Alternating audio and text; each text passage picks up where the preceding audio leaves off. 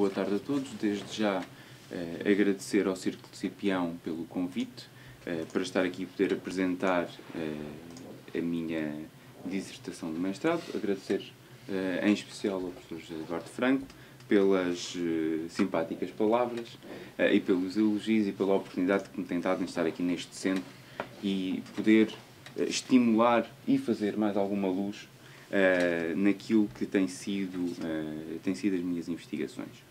Bom, como o professor já referiu, vamos tratar o ebionismo, que é aquilo a que se designou de facto uma heresia.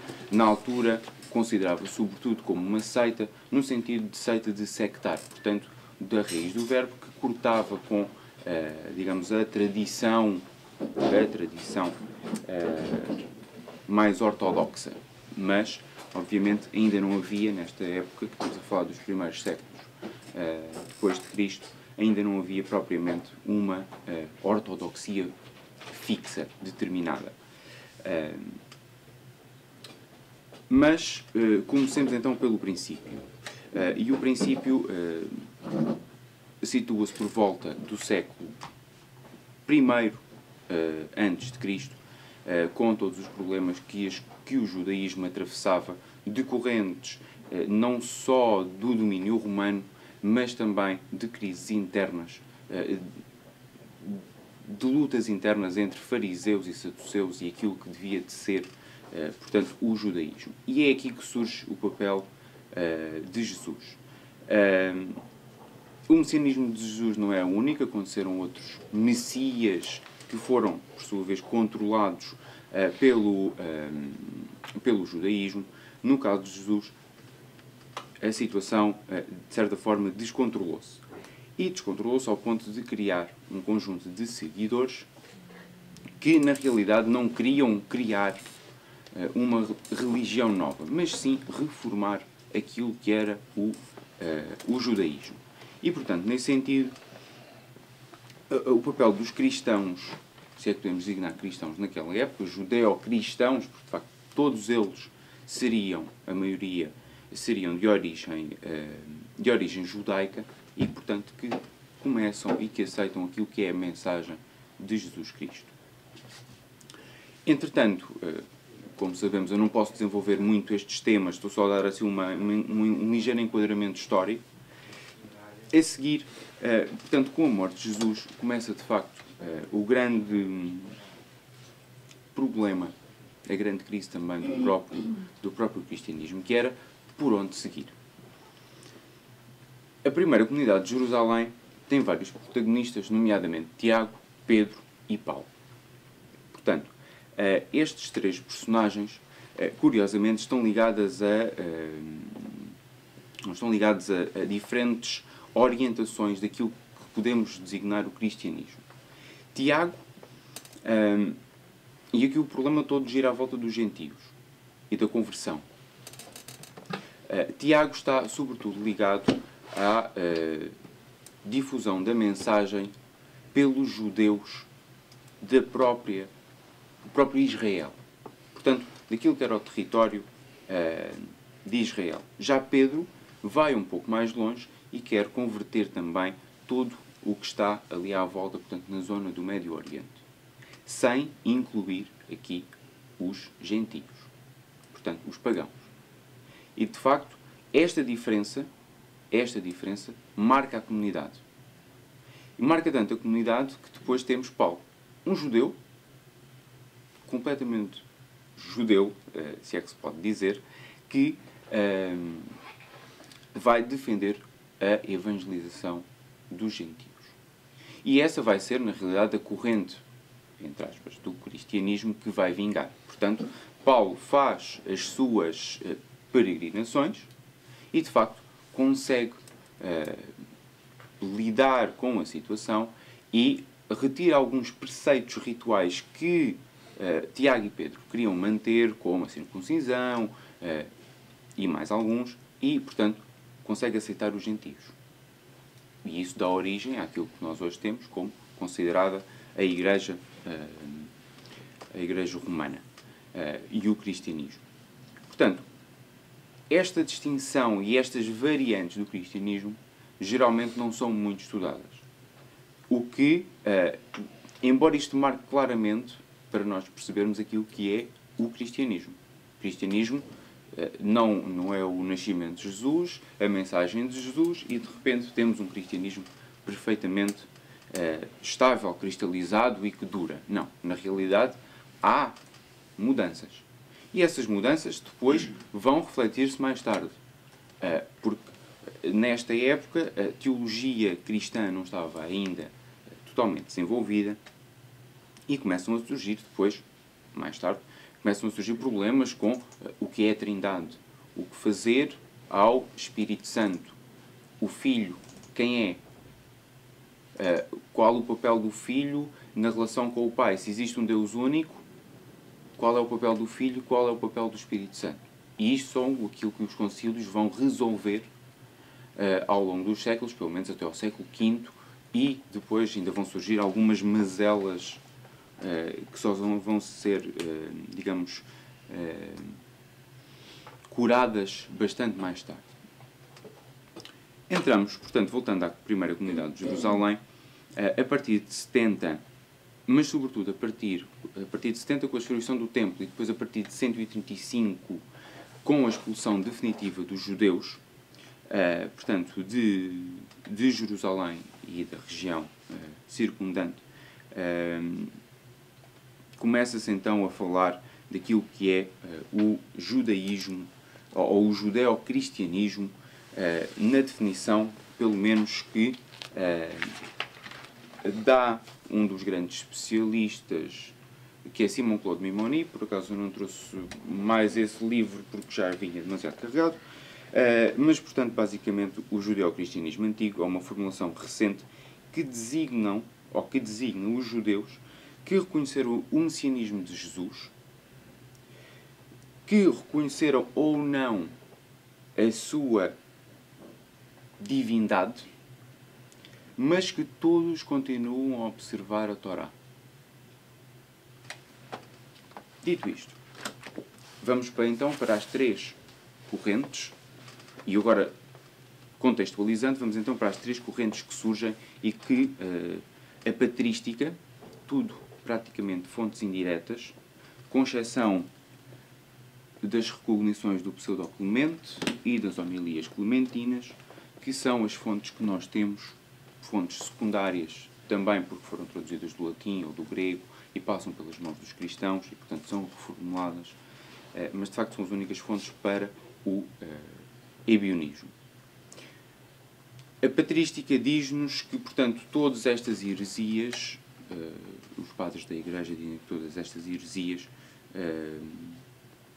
são, de facto, incorreções, más interpretações daquilo que era o cristianismo.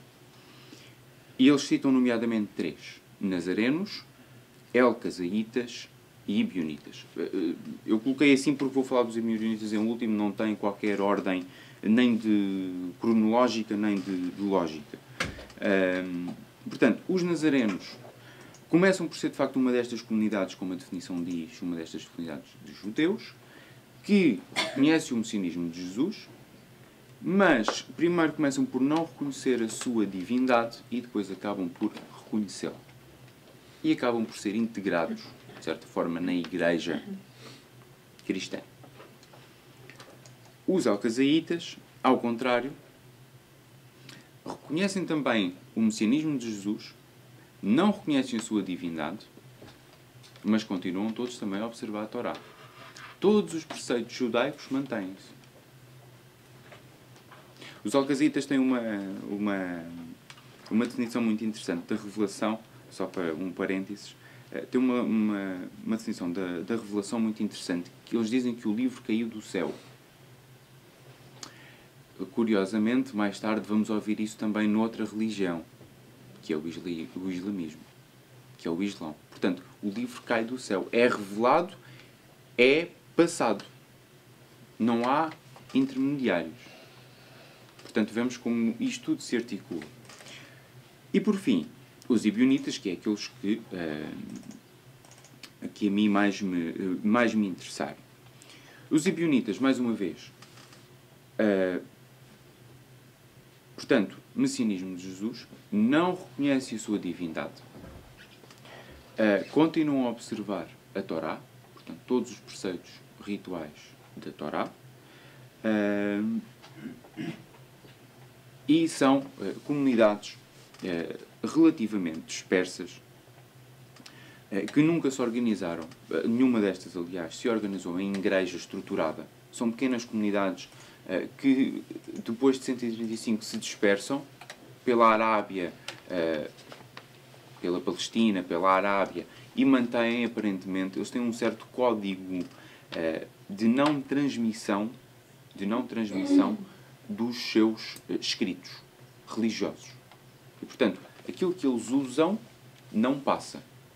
Eles usam, por exemplo, o Evangelho dos Hebreus, que é um Evangelho que, dentro da Bíblia atual, e quando a Bíblia acabou por se formar, contém sempre pequenos traços de uma certa não ortodoxia, de uma certa heterodoxia. E isso é interessante perceber. Portanto, todas estas seitas, aqui posso utilizar o termo, não se constituem numa igreja. Têm pequenas comunidades, relativamente pequenas e dispersas. Isto pode explicar duas coisas. Os ebionitas, o contexto deles é século II e, geralmente, os autores apontam século VII, século VIII. O facto de serem comunidades pequenas e de serem comunidades que pretendiam integrar-se dentro da sociedade, portanto, que não se excluem, não são, de certa forma, judeus que se fecham dentro da sua religião e tentam não ter influências externas. Neste caso, isto não funciona. E isso pode explicar a duração dessas pequenas correntes, desses pequenos movimentos. Outra coisa que pode explicar são os seus textos, nomeadamente estes dois, porque no século IV, o Rufino da Aquileia vai pegar neste texto e vai traduzi-lo para latim. Século IV. Significa que este texto, estas homilias clementinas também, são textos que têm uma grande importância mesmo naquela altura. E, portanto, mesmo sendo reutilizados mais tarde por autores cristãos, percebia-se que eles tinham uma certa admiração por estes textos. Eu não vou desenvolver muito isto, quero fazer só, depois vocês podem ver os livros e depois podemos ter uma pequena discussão também sobre a problemática das fontes. Quero só fazer uma referência a uma fonte árabe, a um manuscrito de Abd al-Jabbar, encontrado em Bagdade, algures pelo século X, ou datado pelo menos do século X, que, segundo os autores, eu não tive acesso ao texto integral, tive acesso a um estudo. Segundo o autor, aquele texto teria por base também uma fonte ebionita. Provavelmente a fonte base que inspira estes dois textos, ou estes dois livros. E isso é, de facto, muito interessante perceber como é que, no século X, deste judeu-cristianismo, de inspiração ebionita, isso explica, ou pelo menos dentro este prolongamento das correntes, ou pelo menos, se não das correntes e das pessoas, do movimento, da sua mensagem. Porque a tradição oral, como sabemos, naquela região, é de extraordinária importância e, de facto, aqui as pessoas, a comunidade até pode desaparecer, mas a sua mensagem pode continuar de certa forma. Claro que isto coloca uma série de problemas e dúvidas metodológicas e, ao mesmo tempo, heurísticas, que seriam mais complicadas. Mas, no entanto, fica esse apontamento como uma possibilidade. O que é que os ebionitas defendem? Unicidade de Deus. Deus é o único, não existe mais nenhum, e, simplificando, não existe mais nada. Jesus Cristo é um homem. nascido de um casal, dos seus pais. Não tem divindade nenhuma. Recebeu uma mensagem. Recebeu a mensagem de Deus. Mas de resto, não tem divindade. A revelação foi revelada por Deus a Jesus. Isto significa que Jesus não faz milagres. Porque não tem o poder divino. Nem é inspirado no sentido de ter uma centelha divina para realizar milagres. E Jesus observa a Torá. Portanto, todos os preceitos rituais dos judeus, desde o vinho, as abluções, as orações, o casamento, etc., tudo isso continua a ser observado por Jesus. Como eu disse, Jesus na primeira comunidade, portanto, quando a sua mensagem é difundida, ele não vem reformular, não vem criar uma nova religião, mas sim reformular o judaísmo. Isto é importante porque uma das coisas que ele, de facto, queria, ou pretendia, era abolir os sacrifícios e abolir o problema do templo. E daí se explica também toda a cena bíblica de ele expulsar os vendedores do templo. E, portanto, isto aponta novamente para esta reformulação e não para uma criação de uma religião. Passemos agora para... vou agora fazer já uma mudança temporal e passemos agora para o Islão. Vou fazer só uma pequena síntese da Arábia pré-islâmica, só referindo que... eu depois já vou interligar o ebionismo com o Islão. Vou só fazer uma pequena síntese da Arábia pré-islâmica, referindo só que Alá, o Deus, não é um Deus desconhecido. Era o Deus de Meca. A Kaaba, aquilo que se considera a Kaaba, já existia. Já existe princípios monoteizantes nas religiões pré-islâmicas.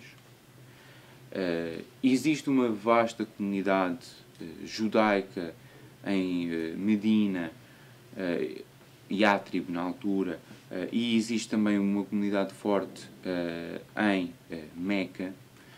Existe uma grande comunidade cristã em Najran, fica mais ao sul, e que são massacrados pelos reis, ou pelo rei da Etiópia. Depois temos mais um conjunto de persas de um lado, bizantinos do outro, uns... e, portanto, que se digladiavam pelo controle relativo da Arábia. E temos ainda os etiópios, que também professavam o cristianismo e para onde o profeta vai ter de fugir quando se vê muito apertado, entre aspas, muito apertado pelas tribos pré-islâmicas que não concordavam com a sua mensagem. Não vou fazer também muitas referências agora aqui a Muhammad, referir de facto que a história, não temos propriamente fontes indiretas, ou melhor, fontes diretas para contextualizar a história do profeta do Islão. De facto, cria aqui há aqui um vazio de informação que só podemos adquirir através das próprias fontes islâmicas, e isso obviamente causa-nos os devidos problemas que nós historiadores conhecemos. Mas aquilo que Muhammad vai definir e aquilo que a mensagem de Allah vai definir é de facto um Deus único, absoluto, aquilo a que se pode chamar, e mais tarde os almohadas vão utilizar como Tawhid, portanto, a unicidade de Deus. Exclui neste momento Jesus Cristo, exclui qualquer influência dos Espíritos Santos, é um Deus absoluto que não tem igual, Criador, e é isto. A revelação é, de facto, também um tema importante, porque, tal como Jesus Cristo veio para reformular o cristianismo e trazer a última mensagem, também Muhammad vai defender o mesmo. Portanto, a última mensagem seria a de Allah, de Deus, e eu fui, portanto, o enviado escolhido para isso. Esta mensagem vem corrigir todas as outras e vem colocar a humanidade no seu reto sentido.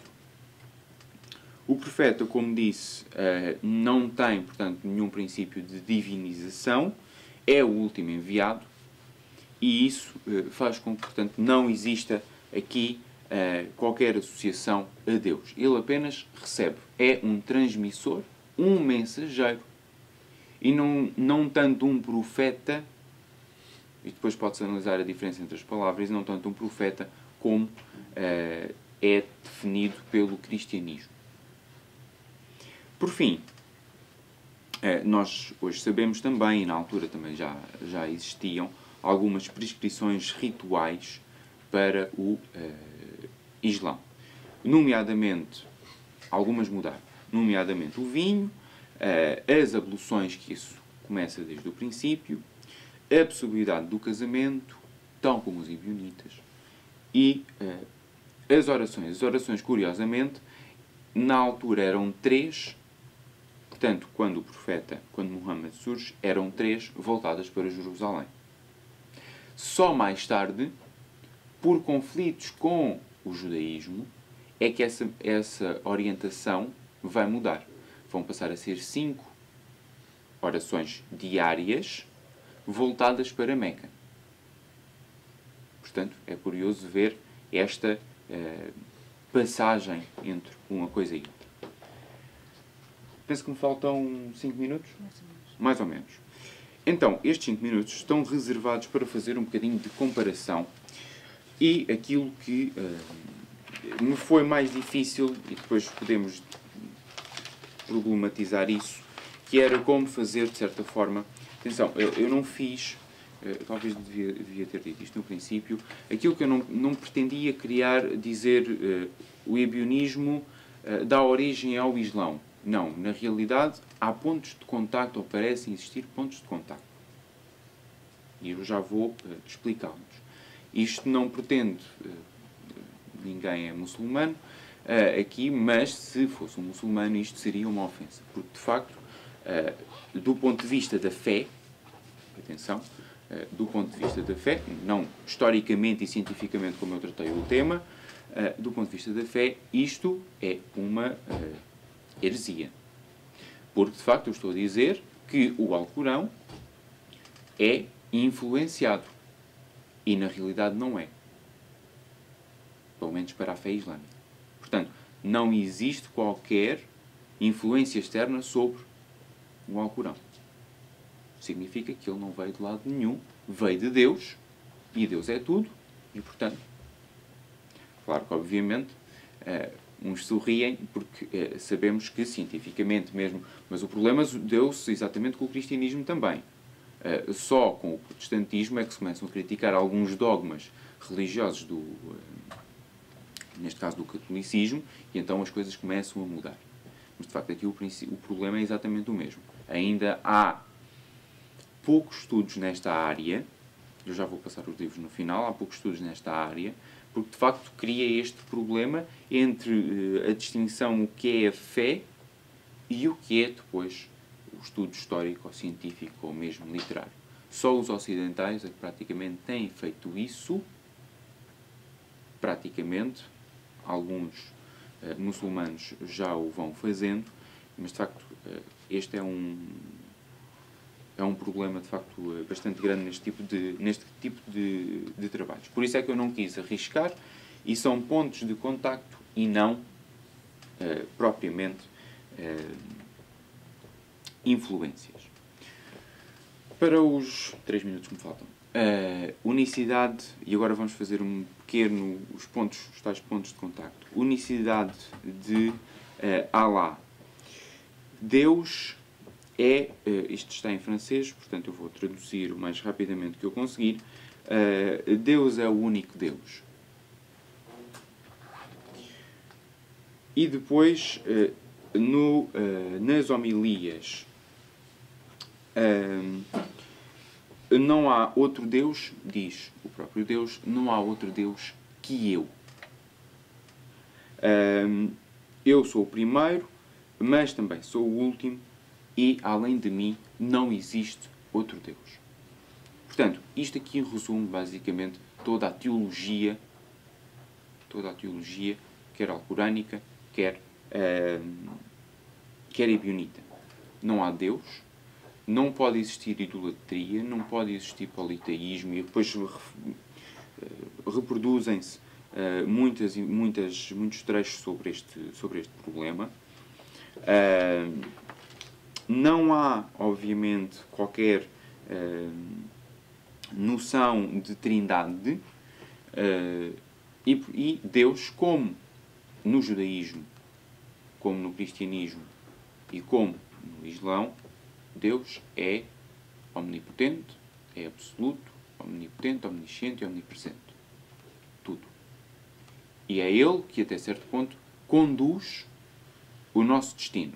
E nós sabemos que dentro do cristianismo depois surgiram diversas correntes e diversas problemáticas acerca deste problema. Portanto, passando a idolatria, ao politeísmo, a questão da trindade, há uma própria, no Alcorão refere que crê em Deus e nos seus apóstolos, e não digas há uma trindade. O próprio Alcorão reflete, de facto, a inexistência dessa trindade. Não a reconhece. Obviamente que sabemos, pelo que eu disse acerca da Arábia pré-islâmica, Muhammad teve, certamente, contactos com cristãos ou com judeus. E, nesse sentido, obviamente, conhece ou são conhecidos propriamente estes textos. Queria agora só deixar aqui também uma parte para o profeta. Portanto, também já referi que o profeta, tanto no caso das fontes ebionitas, Cristo é o último profeta, é o profeta da verdade, e para o Islão exatamente a mesma coisa. Portanto, a única diferença é a personagem. E, curiosamente, no caso do ebionismo, refere-se que o profeta reencarna. Ou seja, que já existiram outros profetas, mas que aquele é o último. Ou mensageiros. Vamos utilizar a palavra mensageiros, que é mais fácil. E, portanto, Adão, Moisés, entre muitos outros, são, de facto, mensageiros que já foram enviados por Deus, mas cuja mensagem não ouviram e agora é reproduzida no final. Isto acontece no ebionismo e, curiosamente, ou não, o próprio Islão reconhece isso mesmo. Referem-se outros mensageiros, mas que de facto Muhammad é o último. Vou passar a parte da revelação e vou só agora terminar com as prescrições rituais e alimentares, que me parece ser um tema bastante interessante. Portanto, não havendo muitas referências nisto nas fontes, digamos, mais certas, que das suas prescrições sabemos que eles reconheciam a Torá e, portanto, seguiam pela Torá. E nesse aspecto, quer o Islão, quer o ebionismo, definem que os crentes não podem beber vinho, têm que fazer as suas abluções, portanto, sua lavagem diária, nomeadamente antes das orações, mas isto provavelmente também já seria uma prática judaica. Já falei também das orações. Portanto, das três ao princípio do ebionismo e também do Islão, que depois passam no Islão para 5. E uma questão também bastante importante, que era o casamento. No ebionismo incita-se os crentes a casar. Dá-se essa liberdade. Provavelmente no cristianismo antigo a mesma coisa. Mas aqui existe uma mensagem vincada para que eles casem. Porque a vida solitária trazia pecado. E, nesse sentido, portanto, eles são incitados a casar. Portanto, eu não tenho propriamente conclusões, vou concluir não concluindo, não tenho propriamente uma conclusão. Aquilo que eu pretendi fazer na minha dissertação foi, de facto, estabelecer pontos de contacto, colocar algumas coisas em evidência, referir, portanto, que, no fundo, esta proximidade geográfica acaba por criar pontos de contacto. É claro que o Islão tornou-se uma religião autónoma, independente, sem qualquer influência e, portanto, nesse sentido, isto não pretende desvalorizar o Islão face ao cristianismo. Na realidade, pretende mostrar é que as religiões, e apesar de todos os conflitos daí decorrentes, as religiões se calhar estão mais próximas do que na realidade as pessoas pensam. E estou a falar desta como estou a falar de qualquer outra. E termino assim.